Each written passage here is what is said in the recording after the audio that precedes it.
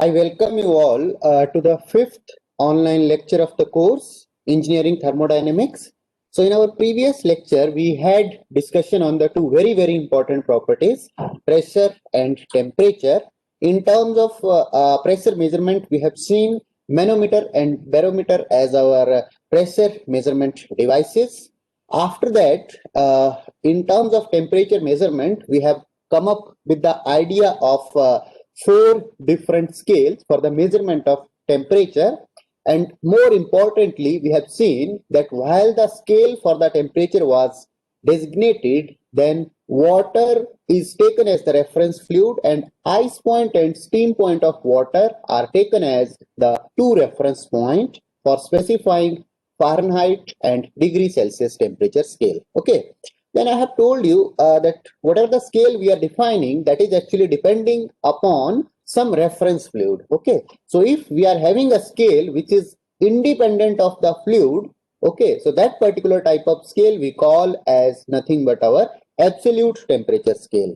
So there is a concept of thermodynamic absolute temperature scale, which will be coming into picture after the discussion of second law of thermodynamics. But I have given you an idea that if we consider, if we use this ideal gas type thermometers and if we use the degree Celsius scale, okay,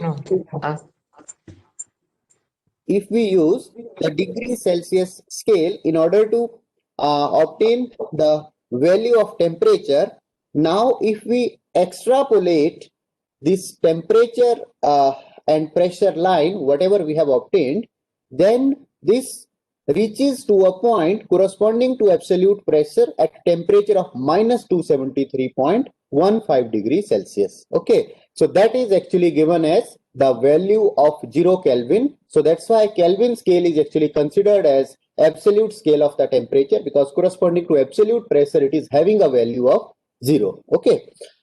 So this Kelvin scale, how it is actually close enough to the thermodynamic absolute scale, that we will try to see after our discussion on the second law of thermodynamics. So at the moment, you can consider that our Kelvin scale is nothing but similar to that of the absolute thermodynamic temperature scale. Okay, and its value corresponding to absolute zero pressure is nothing but 0 Kelvin. Okay, so now we'll continue our discussion and we'll try to go into more details of the temperature. So if we see in terms of equality of temperature, we have one very important law of thermodynamics. That particular law is known as Zeroth law of thermodynamics. Okay, so let us first try to see the statement of Zeroth law of thermodynamics. So Zeroth law of thermodynamics states that if, let us consider, a system A is in thermodynamic equilibrium, is in thermal equilibrium with some another system B,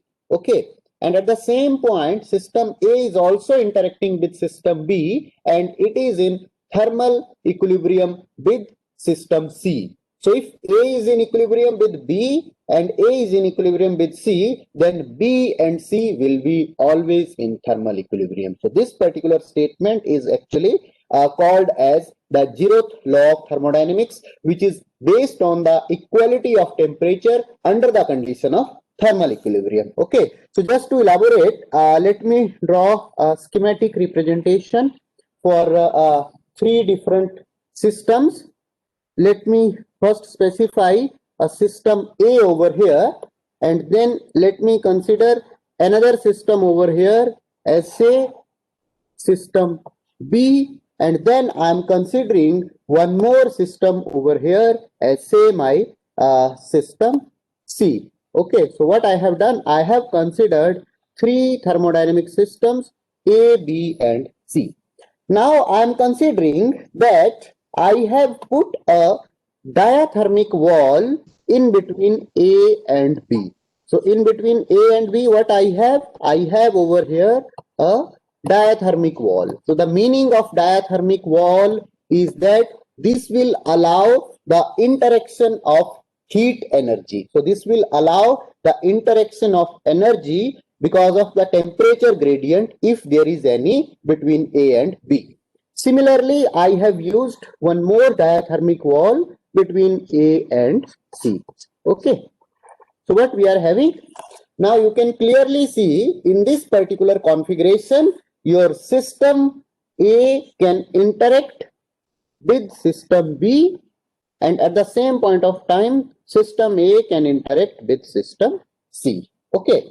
So what I can do, I can say that if we are having a situation where A is in thermal equilibrium with B. So what I am saying, A is in thermal equilibrium with B. So A will be in thermal equilibrium with B if and only if we have the temperature of A and B as same. Okay.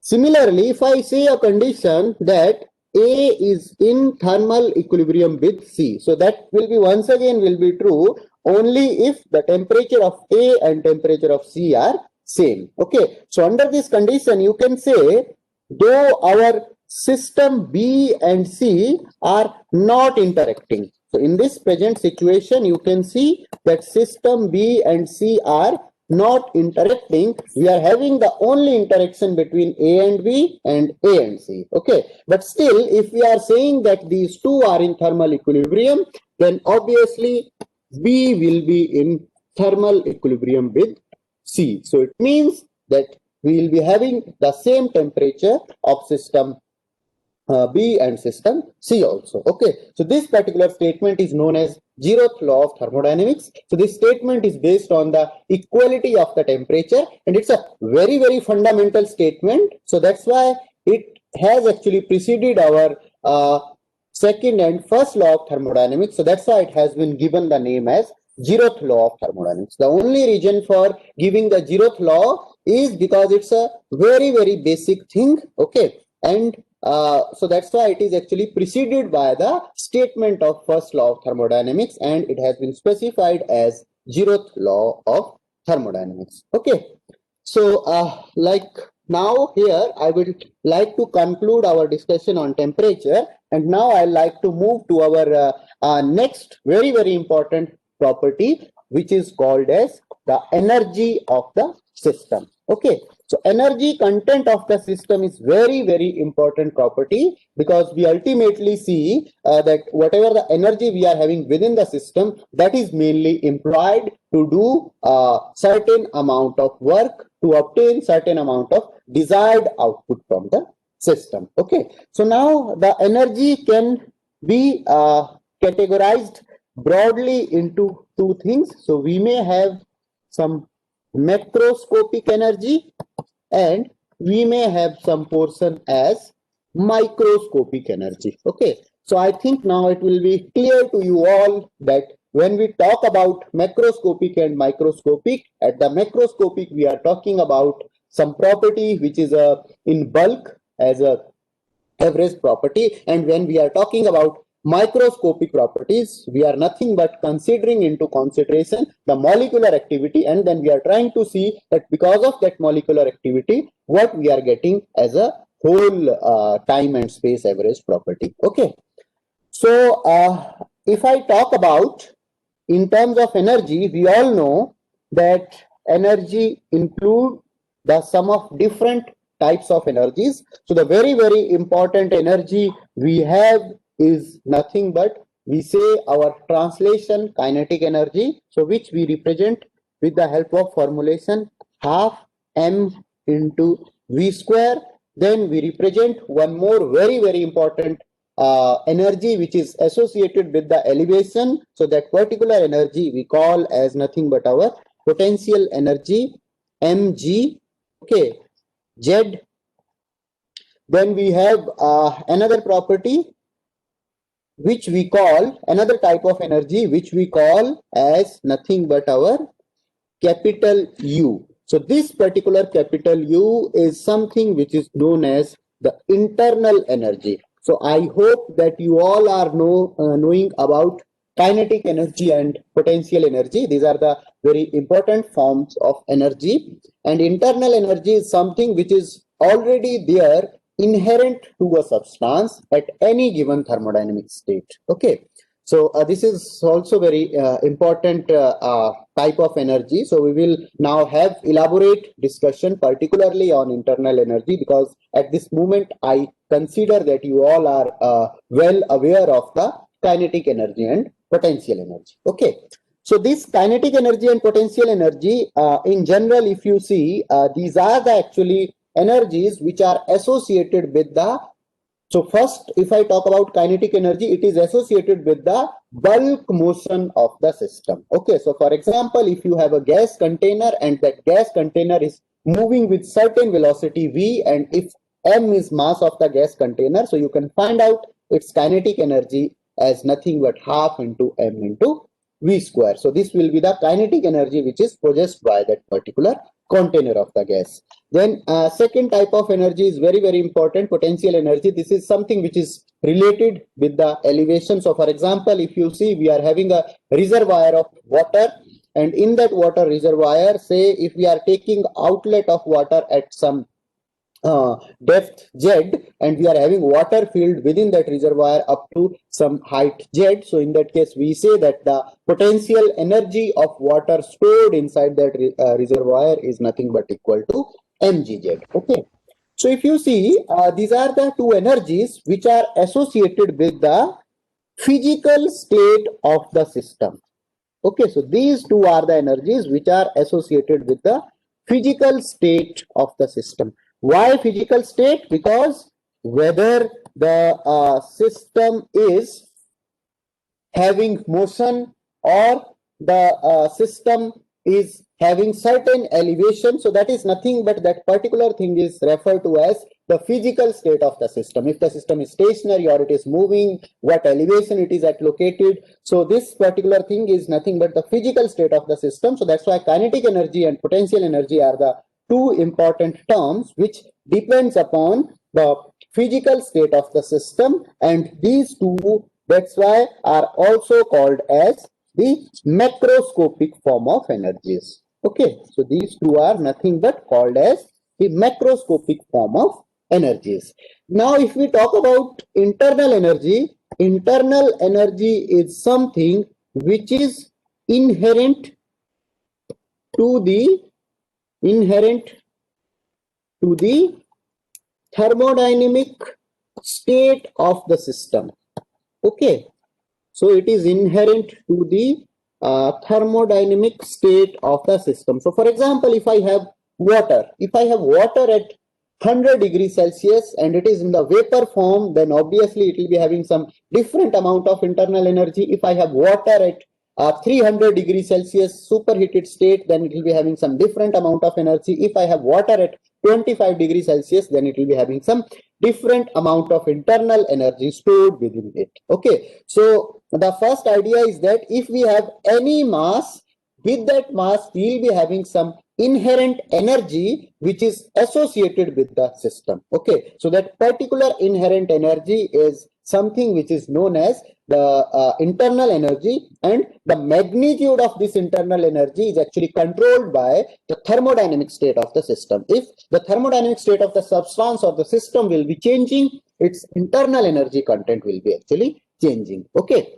so and moreover, this internal energy is actually possessed by any matter or any system because of the its molecular activities. Okay, so that we will try to see subsequently in details that how molecular what kind of molecular activities actually contributes towards the internal energy within a molecule or within a matter. Okay, so this particular internal energy, that's why, because it is contributed because of the molecular activity, so that's why it is also called as the microscopic form of energy. Okay, so this particular energy is nothing but the microscopic form of energy. Okay, now let me give you one more detail. So if you see over here, what I have done, I have written that E is equal to 1 by 2 mv square plus mgz plus U is my total energy content. Okay, so now what I have already told you, if you can see in this formulation, we are having direct dependence of mass on the content of energy. So that's why my energy is nothing but it's an extensive property. Okay, energy is nothing but an extensive property.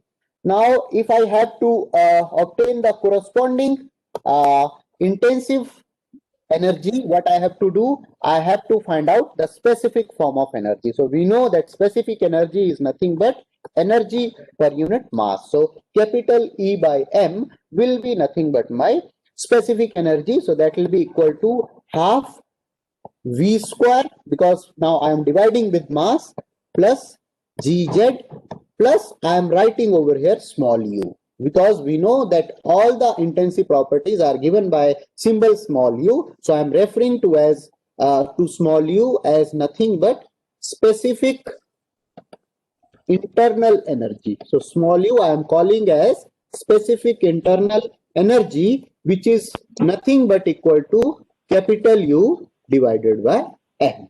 Okay, so my small u is nothing but equal to capital U divided by M. So now if you see this particular formulation, now everything we have over here is actually independent of mass. So if we have everything as independent of mass, in that case we call this energy as nothing but our intensive property. Okay, so this energy small e is nothing but our intensive property. So now already we know about our macroscopic forms of energy, that is nothing but our kinetic energy and potential energy. Now let us try to see that how this internal energy U is actually present inside the matter. Okay, so what are the different molecular activities which actually comprised of the overall energy content as U? Okay, so what we have, U is mainly contributed, if we see at the molecular level, U is mainly contributed because of three important components. Okay, the very first component we call as nothing but U external molecule. Then another component we call as U translation of molecules. And then the third component which we take into consideration, that particular component is nothing but U internal molecule. So what basically these three different components are specifying, this component external molecules considers the molecular interactions.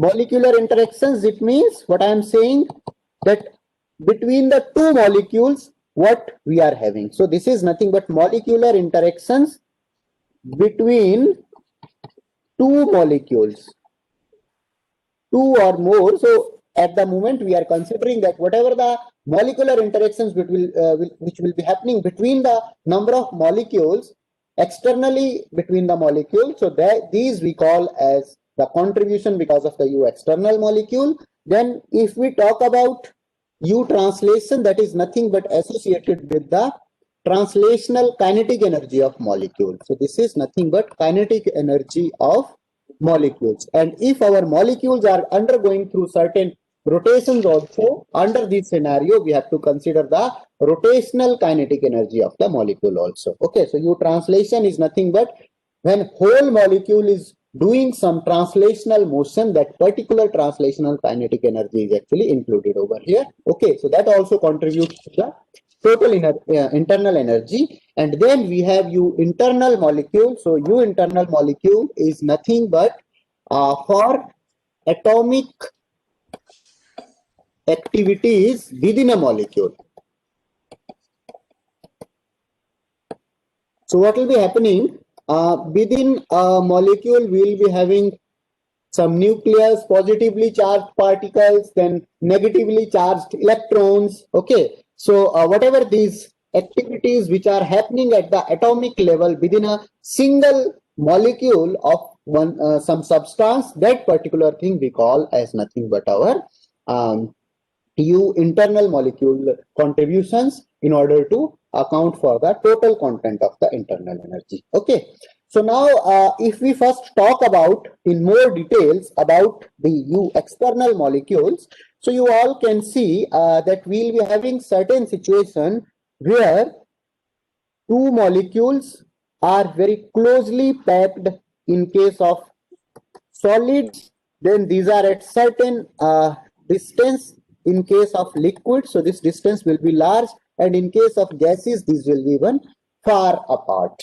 Okay, so obviously while we have two molecules, while they are far apart, they will be having certain attraction forces for each other, and sometimes while they will be coming very close to each other, so they will be having some repulsion forces between them. Okay, so this type of forces which come into picture within our molecules because of the molecular interactions, these are actually categorized into the category of external molecules. Now let us consider that if we have a very thin gas.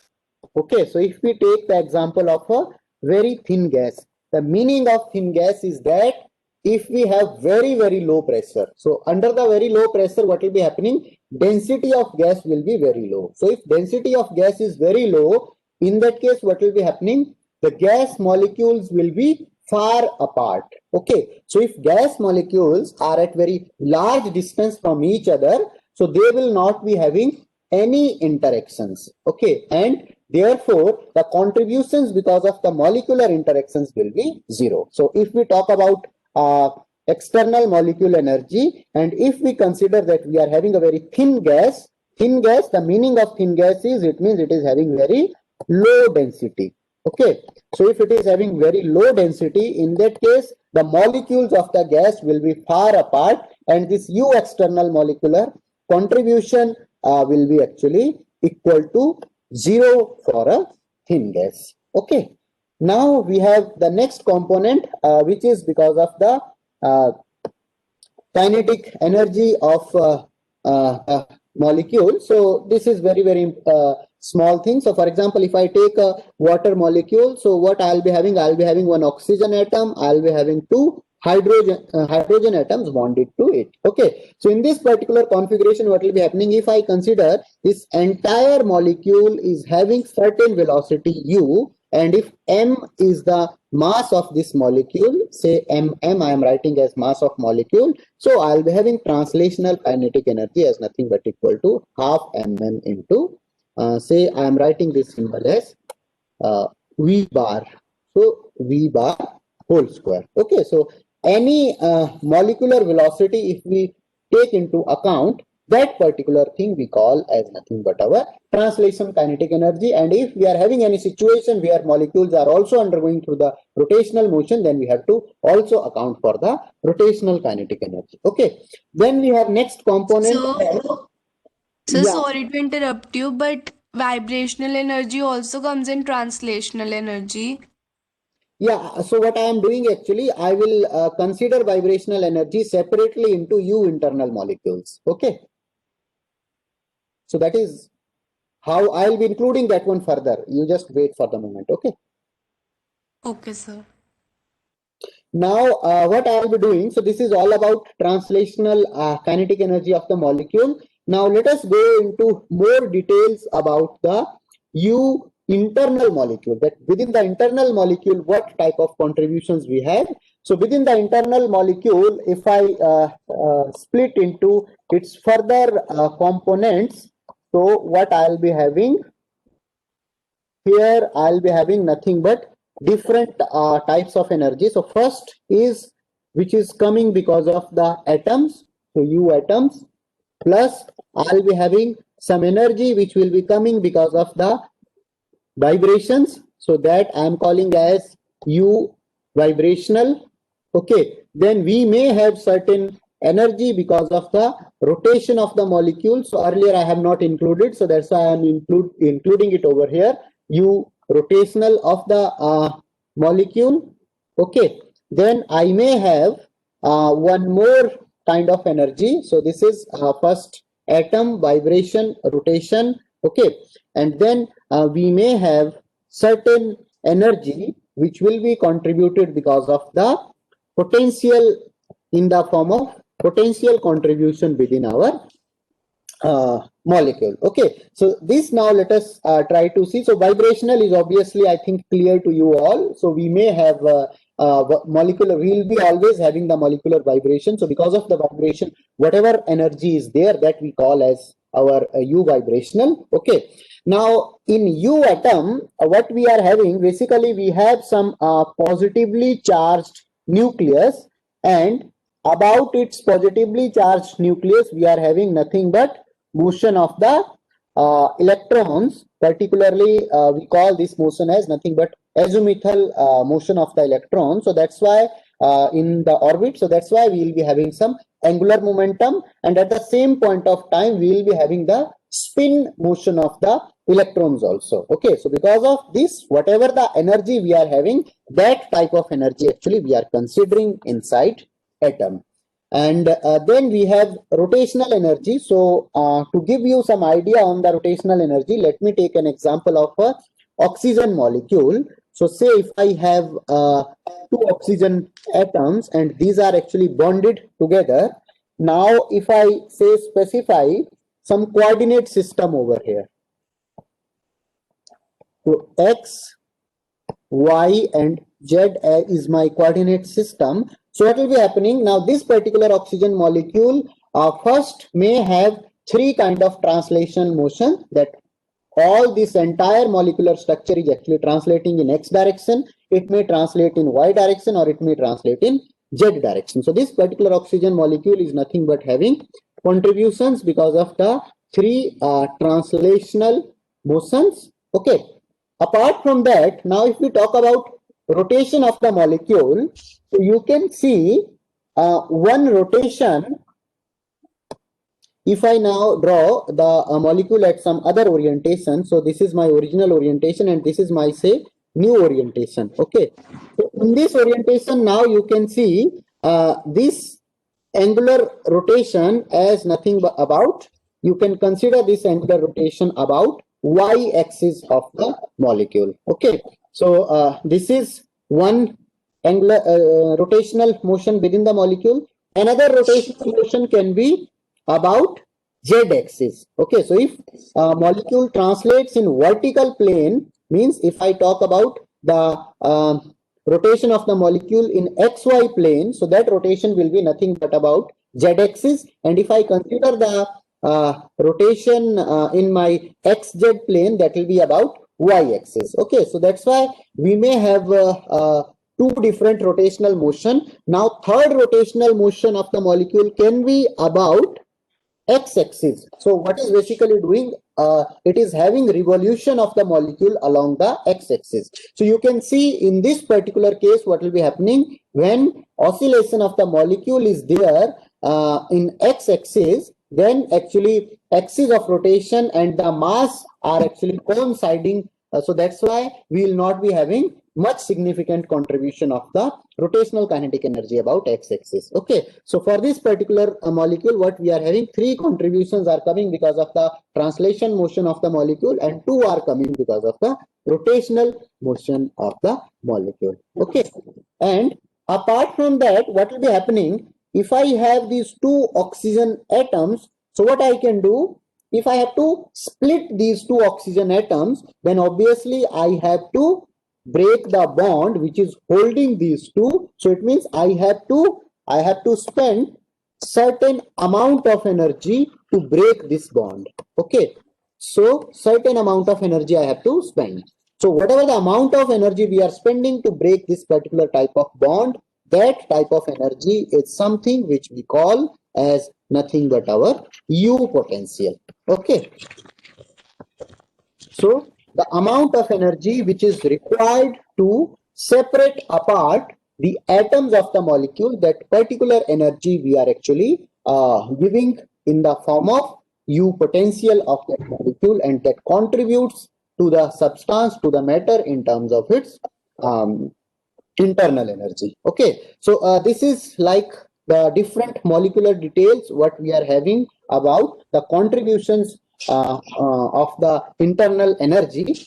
Now one important point we have to consider, that say if we are having a monoatomic gas.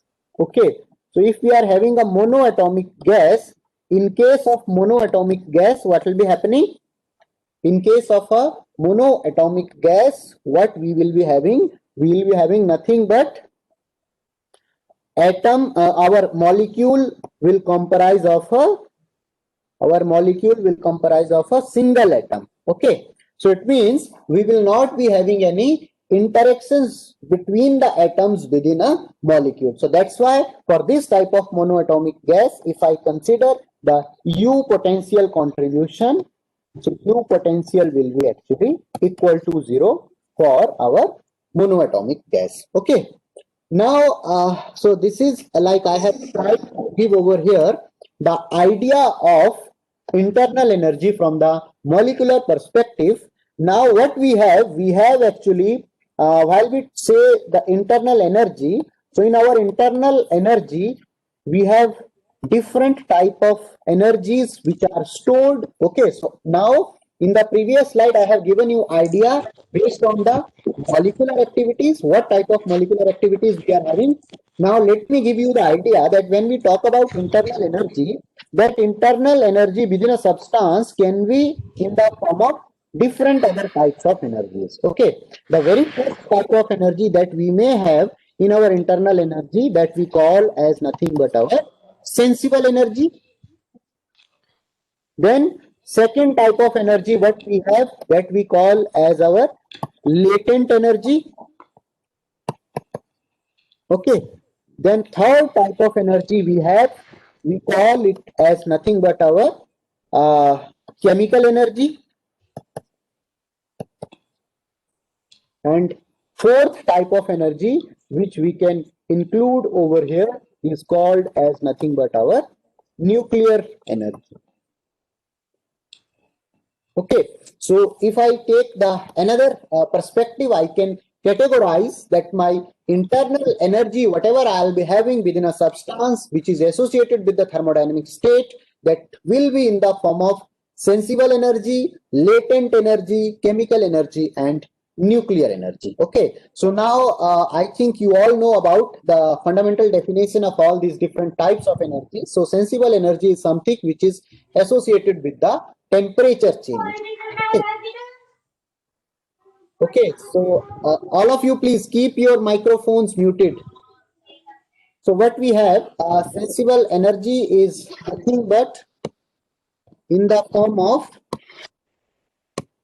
sensible energy is in the form of temperature change. Okay, whereas if we talk about latent energy, in case of latent energy, what we are having, our temperature remains constant and we are having actually the change of phase from liquid phase to vapor phase. So when we are having the energy content which is associated with the change of phase at constant temperature, that particular energy is actually referred to as latent energy. And then chemical energy is something which is actually stored in the form of bonds between the different atoms. For example, if we have methane as a fuel, so while methane will be actually having oxidation with oxygen, in that case what will be happening, this bonds in between the carbon and hydrogen will be breaking and they will be actually releasing certain amount of energy and there will be formation of some new bond. So that type of energy which is associated with the change of atomic structure. Okay, so this chemical energy is nothing but it is something which is associated with the change of atomic structure. That particular energy we call as chemical energy. And when we have some energy which is associated with the change of the atom. So now when we are having change within atom, for example, when we are having actually nuclear fission reaction, so there what will be happening, we will be having actually the neutron particles etc will be emitting. So it means we are having the changes within the atom. So when we have changes within the atom, because of that whatever the energy we have, that particular type of energy is actually known as nuclear energy. Okay, now one by one let us try to see each. So if I talk about sensible energy, as I have already told you that sensible energy is something which is having direct association with the temperature. Okay, so now we all know that kinetic energy of molecules, kinetic energy of molecules is nothing but directly proportional to temperature. Okay, so this statement comes from our kinetic theory of gases. Okay, so as per kinetic theory of gases, what we have our half mv square, which is nothing but the molecular kinetic energy is nothing but equal to 3 by 2 kT, where T is temperature and K is referred to as Boltzmann constant.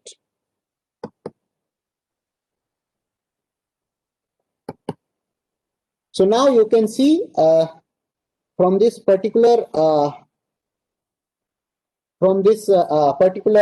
formulation, you can clearly see that while we were discussing about the molecular activity, so in molecular activity, what we are having as the component for translation of the molecule, that particular component is nothing but representing our temperature field. Okay, so if it is representing our temperature field, because sensible energy is something which is associated with the change in temperature of the substance, so that's why sensible energy is contributed because of the translation motion of the molecules. Okay, then we have another type of energy which we call as our latent energy. So latent energy, I have already told you that latent heat is something which is associated with the phase of the substance. Okay, it is associated with the phase of the substance. For example, if I have solid phase, or if I have liquid phase, or if I have gas phase. Okay, so now we all know that in case of solids, the molecules are closely packed. In case of liquids, we are having slightly more distances in between the molecules, and in case of gases, we are not having any proper orientation for the molecular arrangement, and molecules are actually randomly vibrating here and there. Okay, so now, because latent energy is something which is associated with the phase of the substance, and phase of the substance is something which depends upon the external activity between the molecules. So that's why whatever I have written UEXT molecule, so that UEXT molecule is something which is actually contributing for the latent energy, which is present as a contribution in overall we define on a macroscopic scale as nothing but the internal energy of the system. Okay, then we have this next term which we call as our chemical energy. So chemical energy, as I have already told you, for example, I have taken the earlier example of a fuel, methane. So in case of methane, what we are having nothing but 4 different hydrogen atoms which are bonded to this carbon atom. So obviously they will be having certain amount of energy. Now if we are attacking the oxygen, so oxygen is having more affinity to take the electrons of the carbon. So what oxygen will be doing, basically oxygen will be breaking these bonds. So there will be the breakage of the bonds in between these atoms, and because of that we will be having now the formation of the new bonds. For example, in case of if we say that we are having perfect combustion, so we will be having this CH4 plus O2, and finally we will be getting as our CO2. Okay, so CO2, and we will be having our bond something like this. So it means we are having the breakage of some of the bonds, and we are having the formation of new bonds. Okay, so we will be having certain amount of energy which is associated with these bonds, and we will be having certain amount of energy which will be released when these new bonds will be forming. Okay, so whatever the energy which is associated with the change of atomic structure. So now what is happening, we are actually saying change of atomic structure.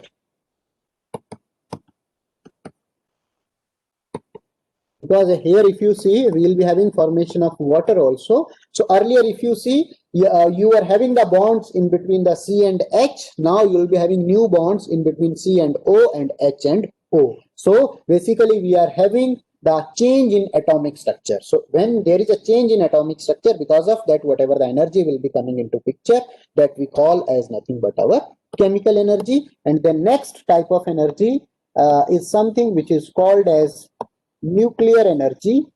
And nuclear energy is something which is associated with the change of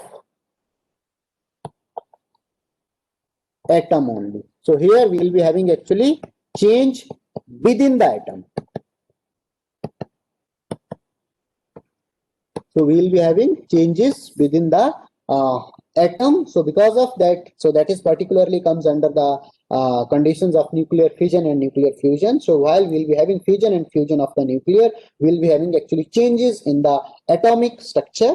So if we are having changes in the atomic structure, obviously what we are saying that we are having some electron motion, we are having some spin motion, then we are having positively charged particles at the nucleus, and then we are having negatively charged particle. Now these negatively and positively charged particles are holded together. So these type of energies, whatever are actually required to maintain the atomic structure, these type of energies will be actually releasing while we are having changes within the atom. Okay, so the energy, associated energy is particularly known as nuclear energy. Okay.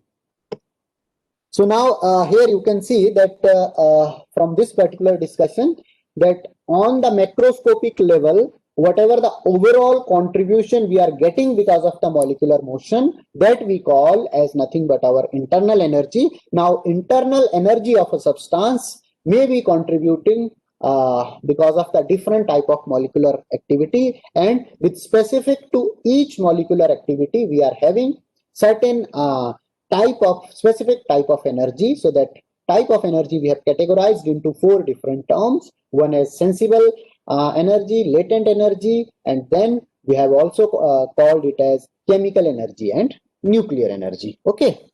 Now these are the 3 very fundamental properties which are required for characterizing the thermodynamic state of the system. Apart from that, we will be having some more properties which will be coming into picture. So these we will be trying to see in our subsequent lectures. Now let us first briefly understand the idea of a thermodynamic process. Okay, so now let us briefly see the idea of a thermodynamic process. Okay, so thermodynamic process is something which is associated with the change in state of the system. So if our state of the system is actually changing, so the change in state of the system is actually reflected by something. That particular thing is actually called as a process. Okay, so let me take up this with the help of an example. Let us consider that I have some piston cylinder arrangement. Okay, and within this piston cylinder arrangement there is some gas. Over here I have some gas. Now say I have put certain W amount of weight over it, and now this gas is in nothing but our thermodynamic state, and say it is having pressure as P1 and volume as V1. Okay, and this particular first state of this gas I am calling as state 1. Now if I represent this particular thermodynamic state of the gas over my property diagram, I'll be taking P into V, and this is my point. Say I am corresponding to this point, my pressure is P1 and volume is V1. Okay, now say what I have done, I have added over here certain amount of heat. So if I add certain amount of heat, what will be happening? Because of the heat, there will be some increase in energy content of the gas, and then this gas will try to expand. Okay, so once gas is expanding, what will be happening? Once this gas is expanding, what will be happening?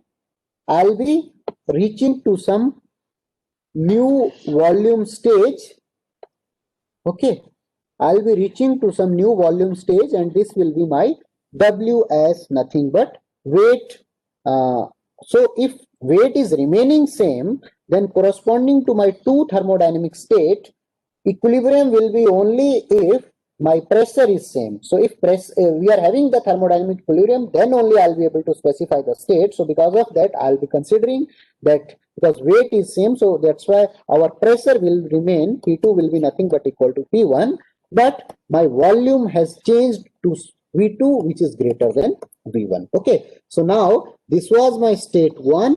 Now I have got some another point where my volume V2 is greater than V1. However, the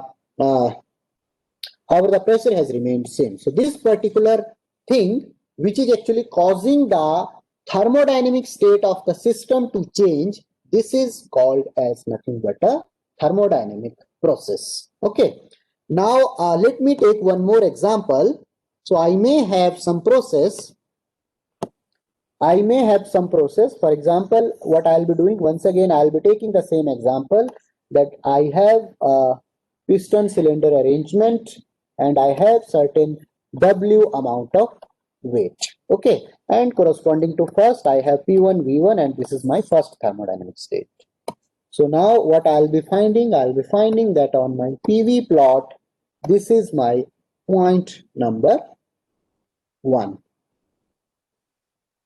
Okay, so this is my point number 1. Now what will be happening if I remove this weight? So now I will remove this weight. So if I remove this whole weight W, what will be happening?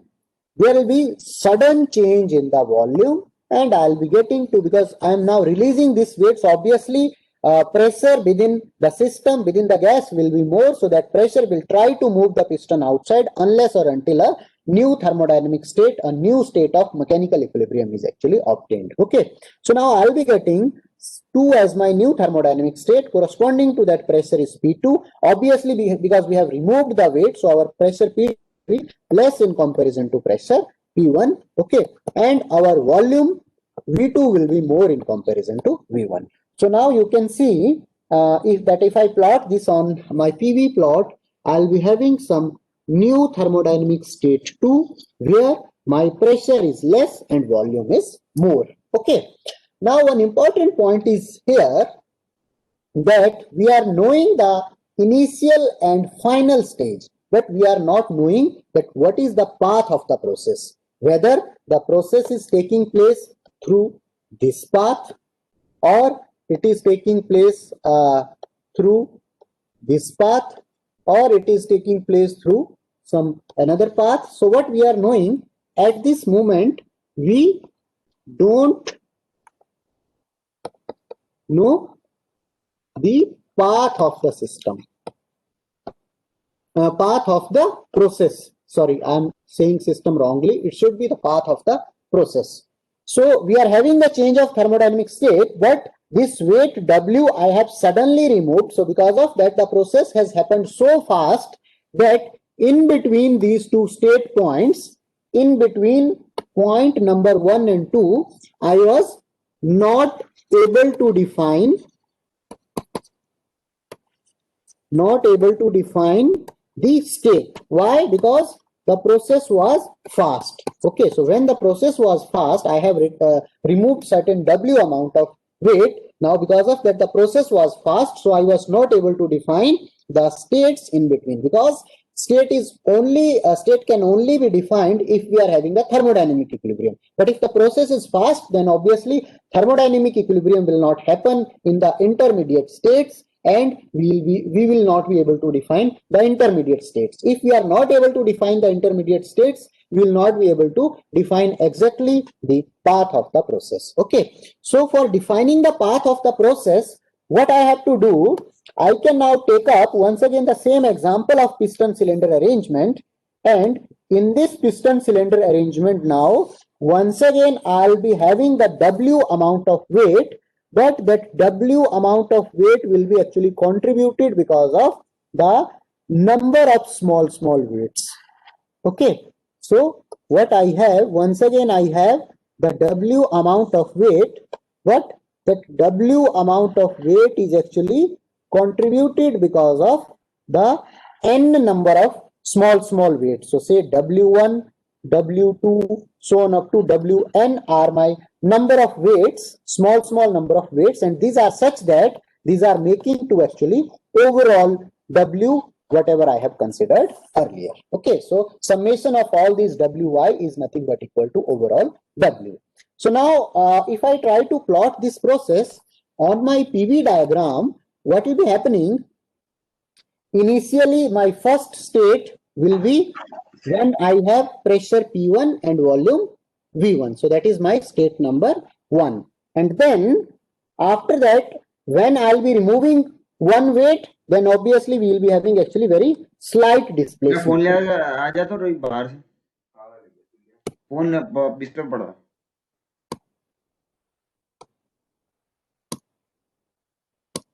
All of you, please keep your microphones muted.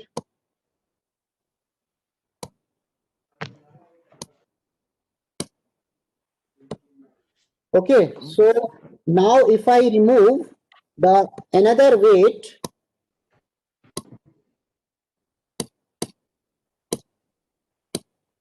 if I remove the another weight, in that case, what will be happening?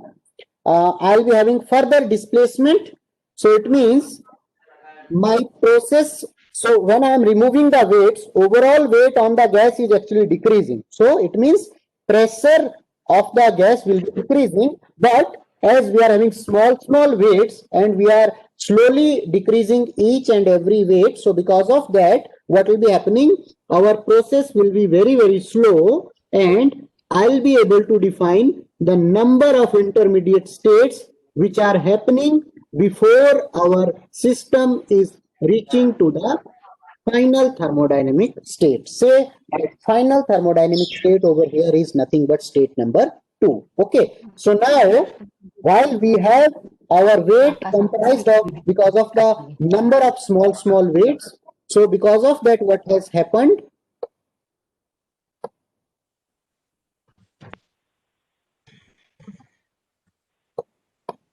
So because of this, what has happened? Now we have number of intermediate thermodynamic states. So these number of intermediate thermodynamic state will be actually helping us in defining the path of the process. Okay, and this type of process will be very slow. So this type of process will be very slow, and these type of processes are called as quasi-static, or I should call it as quasi-equilibrium process.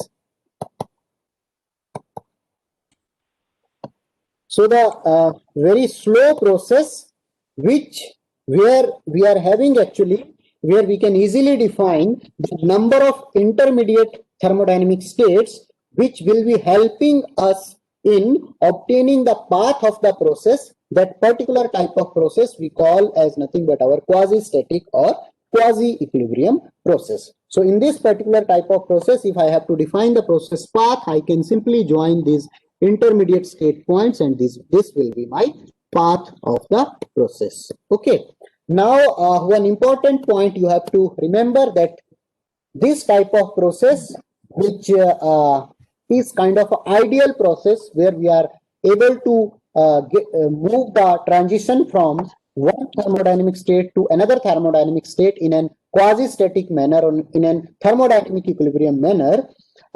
In this type of process, what will be happening?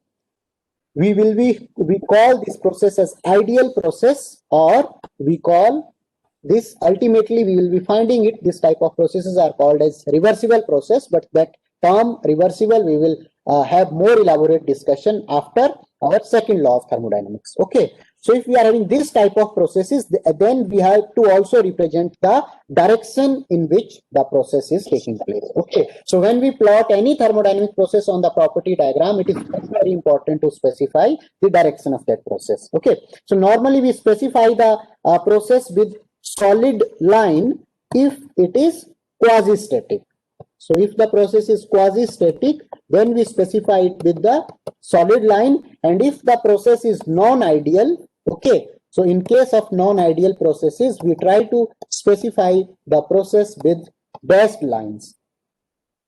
So we will be having a dashed line if our process is actually non-ideal. Okay. Now, one more important thing I would like to just highlight, one very specific type of process we have, which is known as cyclic process or thermodynamic cyclic process.